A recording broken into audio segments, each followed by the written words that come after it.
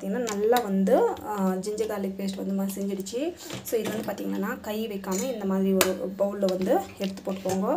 So இது வந்து பார்த்திங்கன்னா சூப்பராக இருக்கும், டேஸ்ட் வந்து நல்லாயிருக்கும். இன்னொன்று வந்து பார்த்திங்கன்னா இது வந்து ஃப்ரிட்ஜில் மட்டும்தான் வைங்க. வெளியே வச்சிங்கன்னா ஆப்வியஸ்லி கெட்டு போயிடும். இன்கேஸ் ஆல்ரெடி நீங்கள் வந்து பார்த்திங்கன்னா ஒரு வேளை வெளியே வச்சு யூஸ் பண்ணுற மாதிரினா உப்பு வந்து அதிகமாக வந்து போட்டுக்கோங்க. அப்போ வந்து பார்த்திங்கன்னா வெளியே வச்சிங்கன்னா கூட கெடாது. நான் ஏன் யூஸ்வலி வந்து நான் வந்து இந்த மாதிரி உப்பு ஏன் போடுறது இல்லைனாக்கா, ஸோ அது ஒரு மாதிரி தண்ணி விட்ட மாதிரி ஆகிடுது, எனக்கு பிடிக்கிறது கிடையாது, அந்த ஃப்ரெஷ்னஸ் வந்து இருக்கிறது இல்லை. ஸோ அதுக்கு தான் வந்து பார்த்திங்கன்னா அது ஒரு மாதிரி ப்ரிசர்வேட்டிவ்ஸ் மாதிரி இருக்குது. ஸோ எனக்கு அது பிடிக்கிறது கிடையாது. அதுக்கு தான் வந்து பார்த்திங்கன்னா நான் அந்த மாதிரி வந்து அரைச்சிப்பேன்.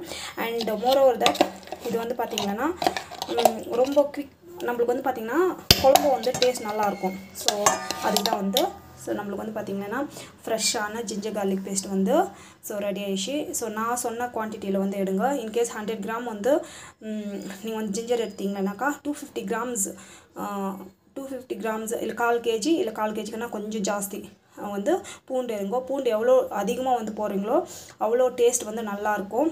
ஸோ இது வந்து பார்த்திங்கன்னா ஃப்ரிட்ஜில் வந்து நான் வந்து ஸ்டோர் பண்ணி வச்சுருவேன்.